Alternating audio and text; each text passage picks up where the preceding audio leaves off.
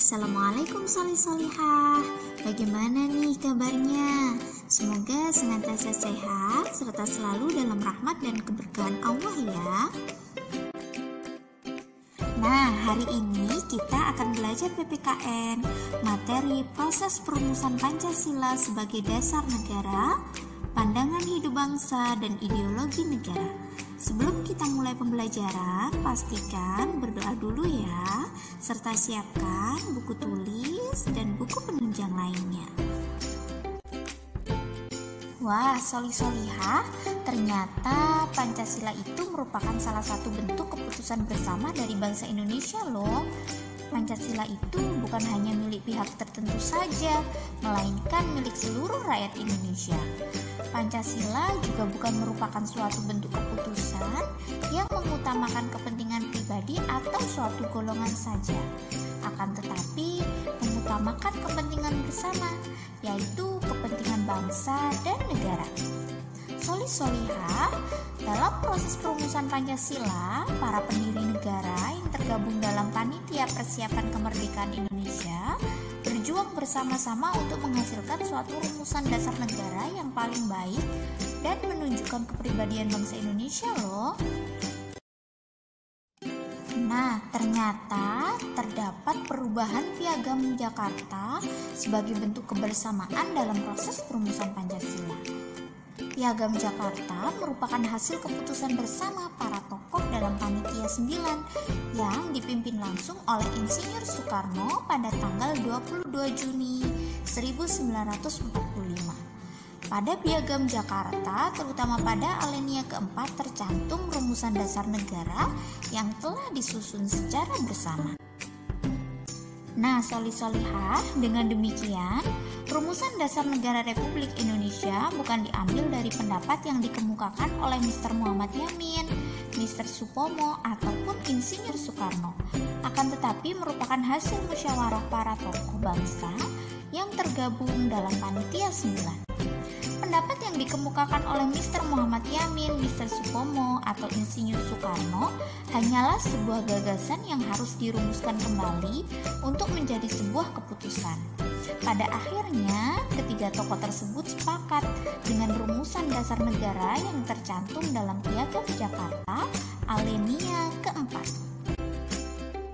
Solihah, kita coba baca isi dari Piagam Jakarta alinea keempat ya. Kemudian daripada itu, untuk membentuk suatu pemerintah negara Indonesia merdeka yang melindungi segenap bangsa Indonesia dan seluruh tumpah darah Indonesia, dan untuk memajukan kesejahteraan umum, mencerdaskan kehidupan bangsa, dan ikut melaksanakan ketertiban dunia yang berdasarkan kemerdekaan, perdamaian abadi, dan keadilan sosial, maka disusunlah kemerdekaan kebangsaan Indonesia itu dalam suatu hukum dasar negara Indonesia yang terbentuk dalam suatu susunan negara Republik Indonesia yang berkedaulatan rakyat dengan berdasarkan kepada ketuhanan dengan kewajiban menjalankan syariat Islam bagi pemeluk-pemeluknya menurut dasar kemanusiaan yang adil dan beradab, persatuan Indonesia dan kerakyatan yang dipimpin oleh hikmat kebijaksanaan dalam permusyawaratan perwakilan, serta dalam mewujudkan suatu keadilan sosial bagi seluruh rakyat Indonesia. Nah, tadi kita sudah baca isi Piagam Jakarta alinea keempat yang menjadi rumusan dasar negara. Pada perkembangan selanjutnya, Badan Penyelidik Usaha-usaha Persiapan Kemerdekaan Indonesia dibubarkan oleh Jepang dan diteruskan perannya oleh Panitia Persiapan Kemerdekaan Indonesia (PPKI) yang diketuai oleh Insinyur Soekarno dan dibantu oleh Mr. Dr. Andes Muhammad Hatta sebagai wakil ketua. Sehari setelah Indonesia merdeka pada tanggal 18 Agustus 1945, PPKI menyelenggarakan sidang untuk yang pertama kali. Dalam sidang tersebut, PPKI akan menjadikan Piagam Jakarta sebagai bahan untuk menyusun pembukaan Undang-Undang Dasar 1945.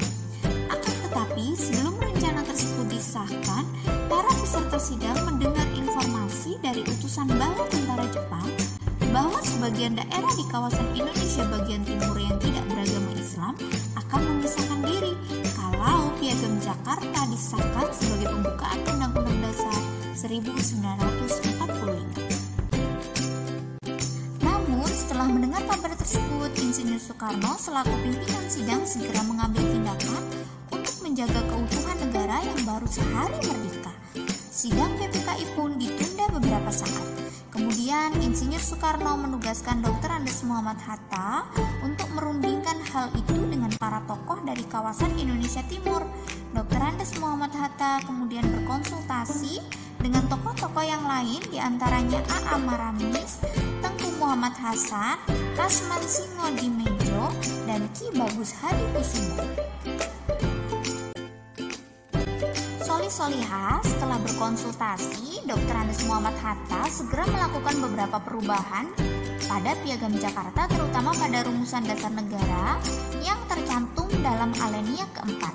Perubahan rumusan dasar negara yang dilakukan dengan merubah isi sila pertama, yaitu ketuhanan dengan kewajiban menjalankan syariat Islam bagi pemeluk-pemeluknya, menjadi ketuhanan yang Maha Esa. Dengan demikian, setelah dilakukan perubahan rumusan dasar negara menjadi 1. Ketuhanan yang Maha Esa, 2. Kemanusiaan yang adil dan beradab, 3. Persatuan Indonesia, 4. Kerakyatan yang dipimpin oleh hikmat kebijaksanaan dalam permusyawaratan perwakilan, dan 5. Keadilan sosial bagi seluruh rakyat Indonesia.